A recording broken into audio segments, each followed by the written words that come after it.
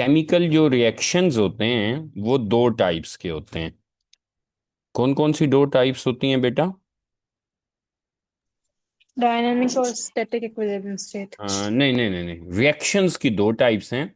एक को बोलते हैं रिवर्सिबल रिएक्शन, और और एक दूसरे इरिवर्सिबल। और दूसरे को कहते हैं इरिवर्सिबल। एग्जैक्टली। अच्छा जी, इरिवर्सिबल और रिवर्सिबल रिएक्शन या फिनोमेना जो भी होते हैं, अब इनका मतलब क्या है? रिवर्सिबल का मतलब होता है कि एक्चुअली इसकी जो इक्वेशन होती है वो डबल एरो से शो होती है, और इरिवर्सिबल जो होता है वो सिंगल एरो से शो होता है। अच्छा, फॉर एग्जांपल एक रिएक्शन है, जब नाइट्रोजन हाइड्रोजन से रिएक्ट करता है तो इसके नतीजे में अमोनिया बनता है NH3। हम इसको बैलेंस करते हैं, तो अब इसके दरमियान में डबल एरो आ रहा है, जबकि कार्बन और ऑक्सीजन का रिएक्शन होता है तो CO2 बनता है, इसमें सिंगल एरो आता है। तो इसका मतलब है, जो सिंगल एरो का मतलब है, ये इरिवर्सिबल रिएक्शन है। इरिवर्सिबल मतलब कि वो वापस नहीं आएगा। कैसे? जो इक्वेशन के इस साइड पे होते हैं इन्हें हम रिएक्टेंट्स कहते हैं, और जो इधर राइट साइड पे होते हैं इन्हें हम प्रोडक्ट कहते हैं। ठीक है। अच्छा, रिवर्सिबल रिएक्शन में क्या हो रहा है कि हमारा जो रिएक्टेंट है उससे प्रोडक्ट बन सकता है, और प्रोडक्ट वापस रिएक्टेंट में कन्वर्ट हो सकता है। ऐसे सारे रिएक्शन जिसमें रिएक्टेंट्स और प्रोडक्ट्स आपस में इंटर कन्वर्टेबल हों तो उनको रिवर्सिबल कहते हैं। जबकि यहां इरिवर्सिबल में क्या है, सिर्फ रिएक्टेंट से प्रोडक्ट बन सकता है बेटा, और प्रोडक्ट वापस रिएक्टेंट में नहीं आ सकता। ठीक है, उसको इरिवर्सिबल कहते हैं। फॉर एग्जाम्पल, एक कॉमन फिनोमेना जो हमारी बुक में गिवन है वो ये है कि जैसे ये एक पूरा रिवर्सिबल का एक चेन सिस्टम है कि आपने ऑक्सीजन इनहेल की, उसे कार्बन डाइऑक्साइड दी, उसने फिर ऑक्सीजन बनाकर आपको दरख्त ने एक्सहेल करके वापस कर दी। तो ये एक साइक्लिक सिस्टम बन जाता है।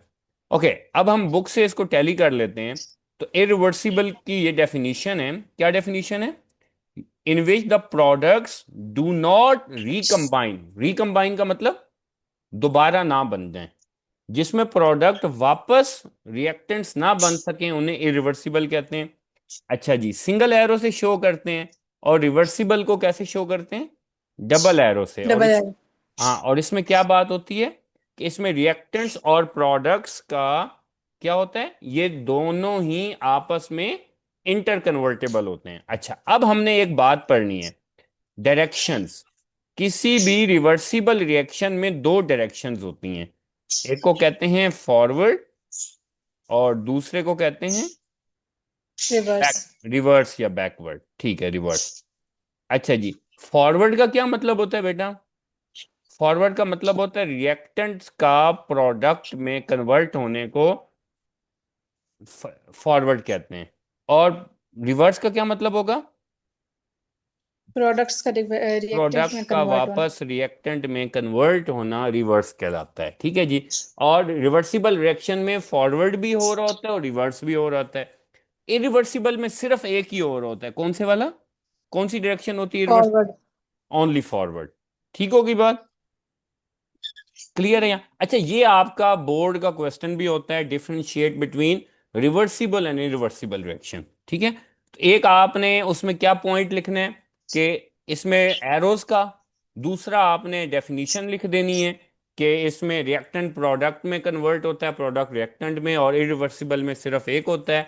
एक पॉइंट आप ये लिख सकते हैं कि इसमें फॉरवर्ड और रिवर्स दोनों होते हैं रिवर्सिबल में, इरिवर्सिबल में एक डायरेक्शन होती है। उसके बाद आप एग्जाम्पल देंगे।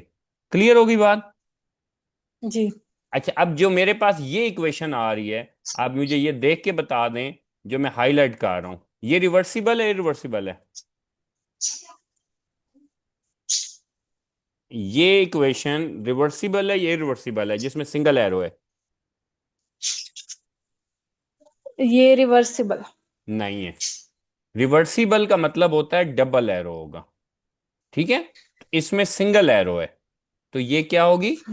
इरिवर्सिबल। इसके नीचे देख लें, अब ये वाली जो इक्वेशन इसने लिख के दी है, ये कौन सी हुई? रिवर्सिबल। ये रिवर्सिबल हुई। ठीक है जी। अगर डबल एरो होगा तो वो रिवर्सिबल कहलाएगी, और अगर सिंगल एरो होगा तो इरिवर्सिबल कहलाएगी। रिवर्सिबल। क्लियर होगी बात? अब ये इक्वेशन बता दें जो अब मैं हाईलाइट कर रहा हूं, ये रिवर्सिबल है, ये रिवर्सिबल?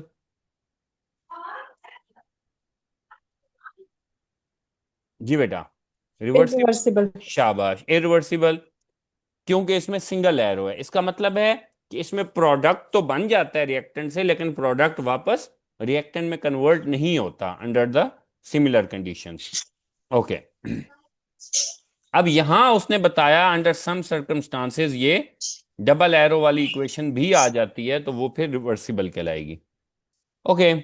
अब हम बात करते हैं कि हमने पढ़ा कि दो किस्म की डायरेक्शंस होती हैं, एक होती है फॉरवर्ड, एक होती है रिवर्स। रिवर्स। अच्छा जी।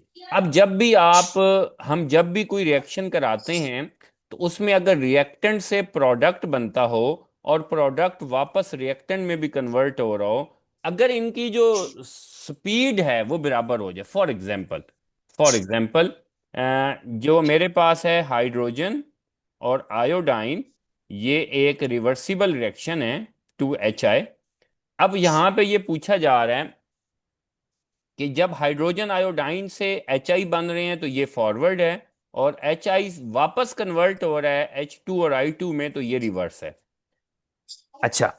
अब अगर हमने बात करनी है रेट ऑफ फॉरवर्ड की, रेट ऑफ फॉरवर्ड का मतलब होता है स्पीड। ठीक है, कि कितनी देर में आपके प्रोडक्ट बन रहे हैं। सपोज मैं एक अंदाजा लगाता हूं, इन 1 मिनट, 1 मिनट में क्या हो रहा है? अगर सपोज मैं कह रहा हूं कि 30 HI बन रहे हैं, 1 मिनट में 30 HI प्रोड्यूस हो रहे हैं, तो ये एक्चुअली फॉरवर्ड है ना, कि फॉरवर्ड में क्या होता है, प्रोडक्ट बनता है, और यहां बेटा HI जो है वो प्रोडक्ट है। और 1 मिनट में 30 HI प्रोड्यूस हो रहे हैं, और 1 मिनट में ही 30 HI यूज हो रहे हैं, 30 HI यूज हो रहे हैं, यूज यानी हो। कि रिवर्स हो जा रहा है। अब बताएं कितना, टोटल कितना रिएक्शन हो रहा है? ज्यादा HI प्रोड्यूस हो रहा है या ज्यादा HI यूज हो रहा है यहाँ पे? इक्वल है। इक्वल है, एग्जैक्टली exactly। यानी अब आप बोलेंगे जिस स्पीड से फॉरवर्ड रिएक्शन हो रहा है, जिस रेट से, उसी रेट से रिवर्स भी हो रहा है। यानी अगर कोई आपकी पॉकेट में राइट हैंड से 100 रुपीज डाल रहा है और लेफ्ट हैंड से 100 रुपीज निकाल रहा है, इसका मतलब क्या हुआ? कि इक्वल है। आपको तो कोई बैन, इसी को ही केमिकल इक्विलिब्रियम कहते हैं, जब नेट चेंज रिएक्शन में जीरो हो जाए, ना ही रिएक्टेंट इंक्रीज हो, ना ही रिएक्टेंट डिक्रीज हो, ना ही प्रोडक्ट इंक्रीज हो, ना ही प्रोडक्ट डिक्रीज हो। बट बात यह है कि रिएक्शन हो रहा होता है पर चेंज नहीं आ रही होती। क्या बात हुई? कि इसमें क्या होता है, rate of forward equal to rate of reverse. Reverse, कि जितनी स्पीड में फॉरवर्ड हो रहा है उसमें। अच्छा, इसका एक और डेफिनेशन है हमारे पास। फॉर एग्जांपल ये देखें कि ये है जी chemical equilibrium state when the composition of reaction mixtures remain constant. यानी कि जितना रिएक्टेंट है वो उतना ही रहे, प्रोडक्ट टोटल जितना था वो उतना ही रहे, ना प्रोडक्ट में चेंज है ना रिएक्टेंट में चेंज है, उसे केमिकल इक्विलिब्रियम स्टेट कहते हैं। क्लियर होगी बात? जी। अच्छा। एक होता है बेटा स्टैटिक इक्विलिब्रियम, एक होता है dynamic equilibrium. Okay. Static word का मतलब क्या होता है? स्टैटिक का मतलब ये होता है कि कोई चीज जो रुकी हुई हो, स्टैटिक। स्टैटिक का मतलब क्या होता है? स्टॉप से रुकी निकला, हुई चीज। स्टॉप से निकला है, ठीक है जी। अब एक बिल्डिंग है ना, तो वो स्टैटिक होती है, वो एक ही जगह लगी रहती है, कोई भी घर बनाते हैं हम तो। लेकिन जो केमिकल इक्विलिब्रियम होता है वो स्टैटिक नहीं होता, वो डायनेमिक होता है। अगर आप, क्यों डायनेमिक होता है? क्योंकि जब रिएक्शन इक्विलिब्रियम पे पहुंचता है, तो उसमें फॉरवर्ड रिएक्शन भी हो रहा होता है और रिवर्स भी हो रहा होता है। रिवर्स भी। लेकिन वो चूंकि दोनों बराबर होते हैं, इसलिए उसमें कोई चेंज नहीं आ रही होती, ठीक है। अच्छा, तो अब जो हमारा जो क्वेश्चन होता है कि क्या केमिकल इक्विलिब्रियम स्टैटिक इक्विलिब्रियम है, आंसर है नो। क्यों? क्योंकि स्टैटिक इक्विलिब्रियम नहीं है, और उसके अंदर क्या होता है, दिस हैपन। स्टैटिक इक्विलिब्रियम कहाँ होता है? आपके पीछे ना नॉइज बहुत है बेटा, बैकग्राउंड में। स्टैटिक इक्विलिब्रियम कहाँ होता है? जैसे बिल्डिंग है, वो एक ही जगह खड़ी रहती है, तो वो स्टैटिक है। सही है। केमिकल इक्विलिब्रियम क्या है मेरा बेटा? केमिकल इक्विलिब्रियम ये होता है जिसमें फॉरवर्ड और रिवर्स रिएक्शन दोनों इक्वल होते हैं लेकिन अपोजिट डायरेक्शन में होते हैं, उसको डायनामिक इक्विलिब्रिया कहते हैं। और केमिकल्स में डायनामिक इक्विलिब्रिया होता है, और इसमें क्या होता है, रेट ऑफ फॉरवर्ड और रेट ऑफ रिवर्स इक्वल होता है। ये एक बहुत इंपॉर्टेंट डेफिनेशन और बहुत इंपॉर्टेंट डिफरेंस है जहां पूछा जाता है कि हमारा केमिकल रिएक्शन डायनामिक इसे क्यों कहा जाता है, इसे स्टैटिक क्यों नहीं कहा जाता। तो उसका आंसर हुआ कि केमिकल रिएक्शन को स्टैटिक इसलिए नहीं कहते, स्टैटिक इसलिए नहीं कहते क्योंकि इसमें फॉरवर्ड और बैकवर्ड दोनों रिएक्शंस हो रहे होते हैं। ठीक है, यहां तक क्लियर है? ओके, अब हम चलते हैं जी, हमारे पास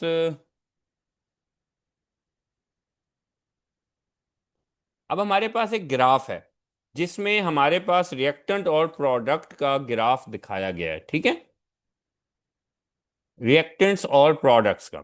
अब जैसे ही जब भी हम रिएक्शन शुरू करते हैं, ये हमारे पास एक ग्राफ है, सपोज एक आइडिया के तौर पे।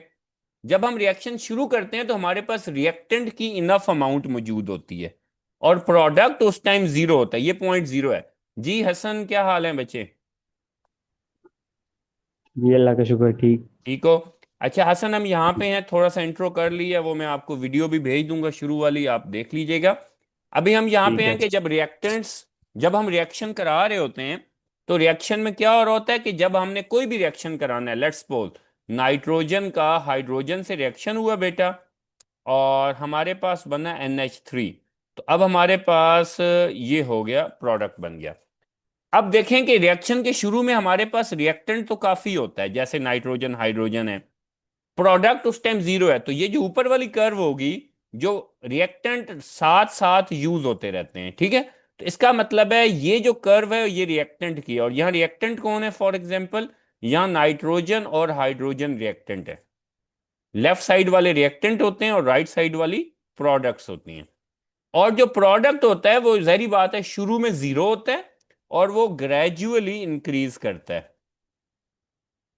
जहां अच्छा, अब ग्राफ में यहां देखेंगे हम शुरू के जो पॉइंट्स हैं बेटा, शुरू के पॉइंट्स आपको ये बता रहे हैं कि रिएक्शन शुरू में जो होता है ना, शुरू में उसके कर्व नीचे आ रही हैं और प्रोडक्ट की कर्व ऊपर जा रही है। एक स्टेज आ रहा है कि दोनों एक ही जगह फिक्स हो गई और उसके बाद उनमें कोई चेंज नहीं आती, ना ही रिएक्टेंट डिक्रीज होता है मजीद, ना ही प्रोडक्ट मजीद इंक्रीज होता है। That stage is called equilibrium.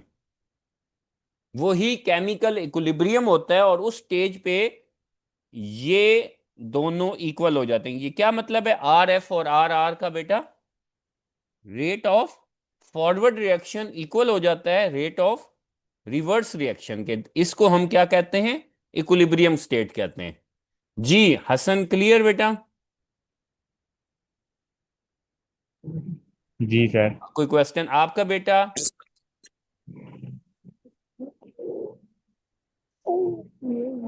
Okay, अच्छा जी, अब हम चलते हैं जी, जो आपके अक्सर पास पेपर के क्वेश्चंस में होता है वो ये होता है, ये short question, differentiate between forward and reverse. Okay जी, फॉरवर्ड क्या होता था, जिसमें रिएक्टेंट से प्रोडक्ट्स बनते हैं। रिवर्स क्या होता है, प्रोडक्ट से वापस रिएक्टेंट बनते हैं। और फॉरवर्ड क्या होता है, अगर मैंने आपको अभी बताया, जो इक्वेशन की लेफ्ट साइड होती है रिएक्टेंट की, राइट साइड होती है प्रोडक्ट की, इसलिए ये चलता है फ्रॉम लेफ्ट टू राइट, और ये होता है from right to left, reverse में। अच्छा जी, और फॉरवर्ड रिएक्शन हमेशा शुरू में बहुत फास्ट होता है, और in the beginning the rate of reverse reaction शुरू में बहुत स्लो होता है, आस्ता आस्ता इंक्रीज होता है।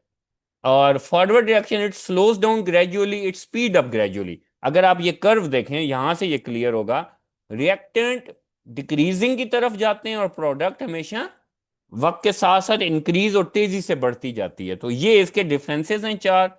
शॉर्ट क्वेश्चन है, बड़ा इंपॉर्टेंट है, ये भी पास पेपर का, और एक ये है बड़ा इंपॉर्टेंट, ये भी शॉर्ट क्वेश्चन है, what are the macroscopic characteristics of dynamic equilibrium, बहुत इंपॉर्टेंट है। अब एक आसान सी बात है, अगर मैं एक इक्वेशन लिख रहा हूं रिवर्सिबल की बच्चों, नाइट्रोजन हाइड्रोजन से बच्चों बन रहा है अमोनिया। अब 3 मॉलिक्यूल्स ऑफ हाइड्रोजन, 2, अगर हम इनका रिएक्शन करवाते हैं और नाइट्रोजन हाइड्रोजन यहाँ इस जगह पे रिएक्ट कर रही हैं और प्रोडक्ट बनकर यहां से निकल जाए, तो फिर तो रिवर्सिबल ये होगा ही नहीं। पॉइंट को समझिएगा। अगर मैं इसको यूं बंद कर देता हूं ऊपर से सपोज, फिर क्या होगा? फिर ये रिवर्सिबल होगा। क्यों? क्योंकि जैसे ही बच्चों अमोनिया बनेगा ऐसे, वो वापस इधर आएगा और नाइट्रोजन हाइड्रोजन में कन्वर्ट हो जाएगा। लेकिन अगर वो ऊपर हम उसे क्लोज ही नहीं करते, उस कंटेनर को जिसमें रिवर्सिबल रिएक्शन करा रहे हैं, वो सारा एयर में जाके फैल जाएगा, फिर वो रिवर्सिबल नहीं होगा। तो पहला जो करेक्टरिस्टिक्स हैं डायनामिक इक्विलिब्रियम अचीव करने के लिए, वो क्या है? That your system should be closed, only in closed system. I repeat कि इक्विलिब्रियम हमेशा तभी अचीवेबल होता है जब आपका सिस्टम क्लोज हो, ना ही रिएक्टेंट ना ही प्रोडक्ट उस कंटेनर से, सिस्टम से, सिलेंडर से बाहर जाए, वहीं पे रहे। ठीक है। दूसरा point, reaction does not stop. चाहे रिएक्शन इक्विलिब्रियम पे भी पहुंच जाए, रिएक्शन रुकता नहीं है, स्टैटिक नहीं होता, बल्कि फॉरवर्ड और रिवर्स रेट इक्वल हो जाते हैं। उस स्टेज को हम इक्विलिब्रियम कहते हैं। ठीक है। यानी इसने जो जुमला लिखा है, forward and reaction keeps on taking place at the same rate but in opposite direction. Forward भी हो रहा होता है, रिवर्स भी हो रहा होता है, दोनों की स्पीड बराबर होती है। इसकी एग्जांपल क्या बताई? अगर 1 मिनट में 30 मॉलिक्यूल्स प्रोडक्ट के बन रहे हैं और 1 मिनट में 30 मॉलिक्यूल प्रोडक्ट के यूज हो रहे हैं, इसका मतलब है ना ही प्रोडक्ट इंक्रीज हो रही है ना ही डिक्रीज हो रही है, तो उसको हम डायनामिक इक्विलिब्रियम कहते हैं। ओके। अगली बात, जो यही बात उसने इसमें से निकाली है कि इक्विलिब्रियम पे ना ही रिएक्टेंट ना ही प्रोडक्ट, टोटल में किसी में भी कोई चेंज नहीं होती। यानी कि इक्विलिब्रियम पे अगर रिएक्शन पहुंच गया, अगर रिएक्टेंट की अमाउंट वहां पे 3 मोल पर डीएम क्यूब है, तो इक्विलिब्रियम पे वो 3 मोल पर डीएम क्यूब से ना ऊपर जाएगी ना नीचे जाएगी, और प्रोडक्ट की भी जो अमाउंट होगी वो उतनी ही रहेगी। इक्विलिब्रियम पे ना ही रिएक्टेंट्स चेंज होते हैं ना ही प्रोडक्ट्स चेंज होते हैं। फॉरवर्ड और बैकवर्ड रिएक्शन इक्वल हो जाते हैं, रिएक्शन हो रहे होते हैं, इक्वल होते हैं, बट अपोजिट इन डायरेक्शन होते हैं। वेरी इंपॉर्टेंट ये पॉइंट्स हैं आपके एग्जाम के लिए। और चौथा point, equilibrium state is attainable. Attainable का मतलब होता है अचीवेबल या हासिल की जाती है स्टार्टिंग फ्रॉम रिएक्टेंट्स और फ्रॉम प्रोडक्ट। कि इसके दो तरीके हैं। पहला तरीका यह है कि आप ऐसा करें कि उसमें बहुत सारे रिएक्टेंट्स ऐड करें, फिर वो रिएक्टेंट्स रिएक्ट करना शुरू करेंगे, और उसके बाद थोड़ी देर बाद वो रिएक्शन इक्विलिब्रियम पे पहुंच जाएगा जब रेट ऑफ फॉरवर्ड और रिवर्स इक्वल हो जाएंगे। और दूसरा तरीका होता है कि आप बहुत सारा प्रोडक्ट पहले डाल दें, तो वो रिवर्स रिवर्स रिएक्शन भी शुरू हो जाएगा और फॉरवर्ड भी शुरू हो जाएगा, फिर दोबारा वो इक्वल हो सकते हैं। अच्छा, अगर आपका इक्विलिब्रियम डिस्टर्ब हो जाए, अगर एक रिएक्शन इक्विलिब्रियम पे है और आपने उसका टेम्परेचर चेंज कर दिया, प्रेशर चेंज कर दिया, वॉल्यूम, कंसंट्रेशन, तो इक्विलिब्रियम डिस्टर्ब हो जाता है। तो फिर क्या होता है? तो बात यह है कि जब आप इक्विलिब्रियम को डिस्टर्ब करोगे, वो रिएक्शन दोबारा इक्विलिब्रियम गेन करेगा। आई रिपीट, एक रिवर्सिबल रिएक्शन है बच्चों। आपने उसका टेम्परेचर चेंज कर दिया, प्रेशर चेंज किया, या वॉल्यूम चेंज किया, या कंसंट्रेशन चेंज की, कोई भी चेंजिंग की, तो वो क्या करेगा रिएक्शन? वो दोबारा इक्विलिब्रियम गेन करने की कोशिश करता है। These are the 5 very important characteristics और macroscopic properties of chemical equilibrium. जी, अब आपका कोई सवाल आप दोनों का? जी बच्चों।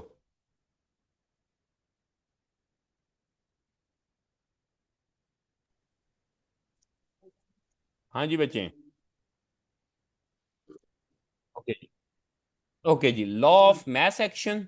लॉ ऑफ मैस एक्शन सबसे पहले आपने याद रखना है जी, इसको प्रपोज करने वाले साइंटिस्ट कौन से थे? गुलबर्ग और वेग। ओके। ये कहता क्या है law of mass action? Law of mass action ये कहता है कि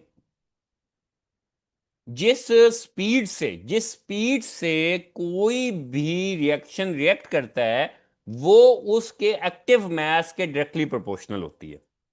यानी जिस स्पीड से अगर एक रिएक्शन, कोई भी रिएक्शन किस स्पीड से रिएक्ट करेगा, वो डिपेंड करेगा उसके एक्टिव मैस पे। अगर उसका एक्टिव मैस रिएक्शन का ज्यादा है तो वो रिएक्शन ज्यादा स्पीड से रिएक्ट करेगा, एक्टिव मैस कम है तो वो कम से रिएक्ट करेगा। अब सवाल ये है, ये एक्टिव मैस क्या होता है? एक्टिव मैस ये होता है वो वाला मैस जो किसी भी रिएक्शन में इन्वॉल्व है। सपोज आपने बहुत सारा रिएक्टेंट यूज किया, लेकिन उसमें कुछ जो है वो नीचे बैठ गया और कुछ रिएक्ट कर रहा है, कुछ नहीं कर रहा। तो जो रिएक्शन में इन्वॉल्व होता है उसी को एक्टिव मैस कहते हैं। तो इसका डेफिनेशन है जो आपने फुल फ्लेज याद करनी है, the rate at which a substance react is directly proportional to it active mass. पहले ये half portion, the rate at which मतलब स्पीड, अ सब्सटेंस रिएक्ट, जिस स्पीड से कोई भी सब्सटेंस रिएक्ट करती है वो उसके एक्टिव मास के डायरेक्टली प्रोपोर्शनल है। ये एक हाफ है डेफिनेशन का हिस्सा। And the rate of a reaction is directly proportional to the product of active mass of reactive substances. ये दो हिस्से हैं। पहले में उसने बताया कि जिससे वो रिएक्ट करेगा वो एक्टिव मास के डायरेक्टली प्रोपोर्शनल है, और फिर जो रिएक्शन होगा वो डायरेक्टली प्रोपोर्शनल किससे? Product of active message. Active message के जो प्रोडक्ट्स बनेंगे उनके डायरेक्टली प्रोपोर्शनल है। अच्छा, अब हमारे पास एक और एमसीक्यूज में आता है, एक्टिव मैस को या कंसंट्रेशन को शो किया जाता है, यूनिट होता है मोल पर डीएम क्यूब। मोल पर डीएम क्यूब का जो सिंबल होता है, आपने किसी भी केमिकल को अगर स्क्वायर ब्रैकेट में लिखा है तो इसका मतलब है उसका यूनिट है मोल पर डीएम क्यूब। अगर मैं यूं लिख लूं HCl स्क्वायर ब्रैकेट, इसका मतलब है HCl यहां पे मोल्स पर डीएम क्यूब में मेजर की गई है। ठीक है जी, स्क्वायर ब्रैकेट का मतलब होता है moles per DM cube. Okay, अब हम इसका डेरिवेशन पढ़ते हैं। डेरिवेशन इसका इजी है, पूरा चैप्टर इस पे रिलाय करता है इसके कॉन्सेप्ट पे बच्चों। अगर मेरे पास हैं ए और बी, कोई से भी दो रिएक्टेंट्स हैं, इनसे प्रोडक्ट बन रहा है सी और डी। अच्छा जी, अब हमने एक बात पढ़ी कि rate of forward, forward reaction क्या होता है जरा रिकॉल करें। फॉरवर्ड रिएक्शन होता है रिएक्टेंट्स का प्रोडक्ट में कन्वर्ट होना। ठीक है, तो रेट ऑफ फॉरवर्ड रिएक्शन किसके डायरेक्टली प्रोपोर्शनल होगा? ऑब्वियसली रिएक्टेंट्स के। आई रिपीट बच्चों कि फॉरवर्ड क्या होता है? रिएक्टेंट से प्रोडक्ट बनना। अब रिएक्टेंट्स होंगे तो प्रोडक्ट बनेगा, जितने ज्यादा रिएक्टेंट्स होंगे उतना ही ज्यादा फॉरवर्ड रिएक्शन होगा। तो ये दोनों डायरेक्टली प्रोपोर्शनल हैं। यहां हमारे पास रिएक्टेंट्स कौन है? यहां हमारे पास रिएक्टेंट्स हैं ए, यानी इसका square bracket. I repeat, square bracket का मतलब था यानी ए को मेजर किया गया मोल पर डीएम क्यूब में। बी कोई सा भी रिएक्टेंट हो सकता है, जैसे पीछे हमने नाइट्रोजन हाइड्रोजन देखे थे, तो ए बी सी डी चार भी हो सकते हैं। तो अब हम अगर प्रोपोर्शनैलिटी का साइन हटाते हैं तो ये आ जाएगा इक्वल टू के एफ। के एफ का मतलब होगा फॉरवर्ड रिएक्शन कांस्टेंट, क्योंकि यहां फॉरवर्ड रिएक्शन की बात हो रही है तो फॉरवर्ड रिएक्शन कांस्टेंट। अगर मैं इसके मुकाबले में यही चीज रिवर्स रिएक्शन की तैयार करूं, लेट्स सी, तो मेरे पास होगा rate of reverse directly proportional किसके होगा बच्चों? Product, products. प्रोडक्ट्स के। कि जितने ज्यादा प्रोडक्ट्स होंगे उतना ही रिवर्स रिएक्शन होगा। अब हम क्या करेंगे, मेरे पास जो प्रोडक्ट्स हैं बचे वो हैं सी और डी। अब इसके बाद में क्या करूंगा, अब हम इस तरह प्रोपोर्शनैलिटी का साइन लगा देंगे, के आर सी और डी। जी, ये दो इक्वेशंस में कोई डाउट यहां तक किसी को? जी बच्चों, कोई डाउट नहीं नो। है? चलें, नो। अब नो। हमने क्या पढ़ा, इक्विलिब्रियम पे कौन सी दो चीजें इक्वल होती हैं जी? Rate of forward equal to rate of reverse. Reverse. तो ये लिखना होता है, at equilibrium rate of forward equal to rate of reverse. तो रेट ऑफ फॉरवर्ड की ऊपर जगह हमने क्या लिखा, रेट ऑफ फॉरवर्ड इसकी इक्वल है।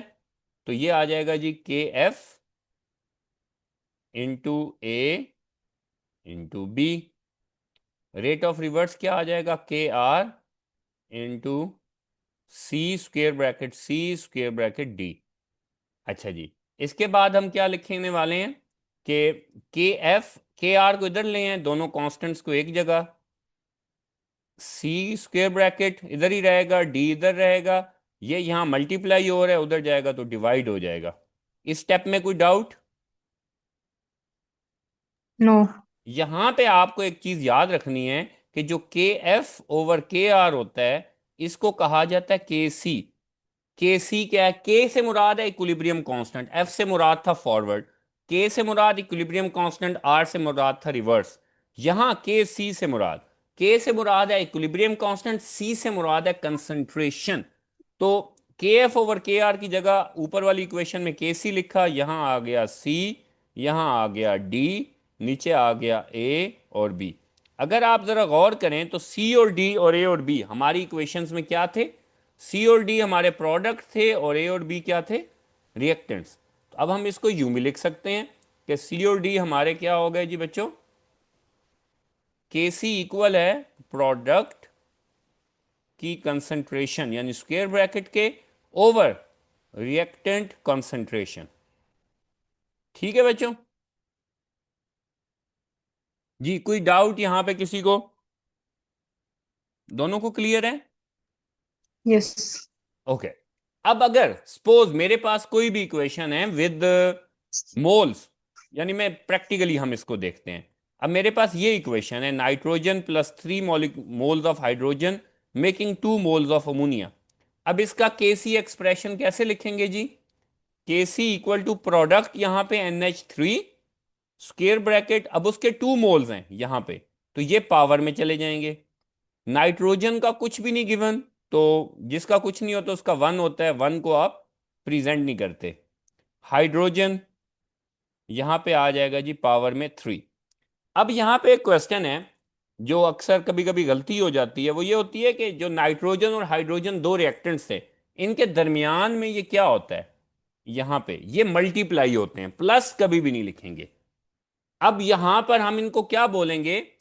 जो इक्वेशन के ये पोर्शंस होते हैं जिनको मैं अभी ब्लू कर देता हूं, ये वाले, इनको इक्वेशंस का क्या कहा जाता है?